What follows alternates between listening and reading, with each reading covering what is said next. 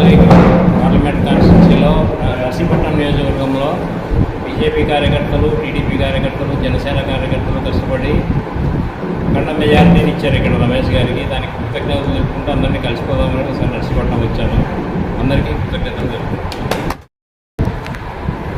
MP గారు బాగుమన్నటువంటి సారథి గారు మన ఎలక్షన్లో ఈ నర్సీపట్నం నియోజకవర్గానికి ఒక ఇన్ఛార్జిగా వ్యవహరించి జనసేన, టీడీపీ, బీజేపీ 3 పార్టీలు కార్యకర్తలు ఏకదాటిపై తెచ్చి అఖండ మెజార్టీకి రమేష్ గారు గెలుపు చేసిన సారథి గారు కూడా తక్కువ టైంలో ఈ నర్సీపట్నం నియోజకవర్గం ప్రజలతో మమేకమై కార్యకర్తలందరూ కూడా కలుపుకొని ఆయన మెజార్టీకి తోడ్పడినందుకు మేము ప్రత్యేకంగా నర్సీపట్నం జనసేన పార్టీని కూడా సారథి గారికి మేము ధన్యవాదాలు తెలుపుతున్నాం.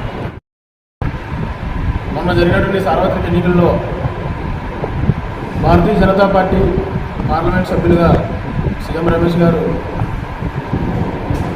అనౌన్స్ అయిన వెంటనే పార్లమెంట్ వ్యాప్తంగా కొంతమంది ఇన్ఛార్జీలుగా వ్యవహరిస్తూ దాంట్లో నర్సీపట్నం నియోజకవర్గానికి సంబంధించినటువంటి శారదాన్న గారిని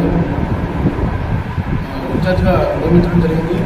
దాంట్లో భాగంగానే శారదాన్న గారు పూర్తి తెలుగుదేశం, అదేవిధంగా భారతీయ జనతా పార్టీ, జనసేన కార్యకర్తల యొక్క కూటమి ప్రభుత్వాన్ని సమన్వయపరుచుకుంటూ నర్సీపట్నం నియోజకవర్గంలో ఆయనకి స్థానికంగా కాకపోయినా సరే నర్సీపట్నం నియోజకవర్గంలో ఉన్నటువంటి ఈ కూటమి ప్రభుత్వంలో ఎవరైతే కూటమి పార్టీలు ఏవైతే ఉన్నాయో ఆ కూటమి పార్టీలో ఒక కుటుంబ సభ్యుడిగా ఈరోజు కలిసిపోయి అందరినీ సమన్వయపరుచుకుంటూ పనిచేయడం ఈ యొక్క విజయానికి ఎంతో దోహదం చేసింది.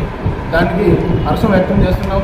మంచి పనితనం, అదేవిధంగా నాయకత్వ లక్షణం ఉన్నటువంటి సారథి గారిని మాకు ఇన్ఛార్జ్గా నియమించడం, 3 పార్టీలు సమన్వయం చేసుకోవడం ఎంతో సంతోషదాయకం. కాబట్టి ఈ యొక్క గెలుపు కృషి చేసినటువంటి కార్యకర్తలతో పాటు అందరినీ కలుపుకుంటూ నేటికి కూడా కుటుంబ సభ్యులుగా అందరినీ పలకరించుకుంటూ అందరితో మమేకమై ఉండడం మా అందరికీ కూడా అదృష్టం అని భావిస్తున్నాం. నా పేరు వెలగా జగన్నాథ్. నేను భారతీయ జనతా పార్టీ నర్సీపట్నం నియోజకవర్గానికి కో-కన్వీనర్ బాధ్యతలో ఉన్నాను. మొట్టమొదటిగా ఈ నియోజకవర్గం నుంచి అత్యధిక మెజారిటీ, అదేవిధంగా మొత్తం చూసుకుంటే 3 లక్షల మెజారిటీతో మనం సీఎం రమేష్ గారిని గెలిపించుకోవడం జరిగింది. ఒకసారి ఆలోచిస్తే భయం కూడా కలుగుతూ ఉంటుంది. ఎందుకంటే ప్రజలు మనపై ఎంత నమ్మకాన్ని పెట్టుకున్నారు, అత్యధికమైన మెజారిటీ ఇచ్చి గెలిపించారు. కాబట్టి ప్రజల తాలూకా నమ్మకాన్ని ఏమాత్రం ఉమ్ము చేయకుండా పనిచేయాల్సిన బాధ్యత మొదటి రోజు ఉంటుంది అని మేము అనుకున్నాం. అదేవిధంగా రమేష్ గారు కూడా ఆలోచించి మొట్టమొదటిగా బ్రిడ్జ్ దగ్గర వెళ్ళటం, చూడటం, చక్కగా తొందరగా పని చేయించాలని కోరుకోవడం, చెప్పడం, అది కూడా మాకు చాలా మంచి ప్రజలు మంచి పేరు తీసుకుని వచ్చింది.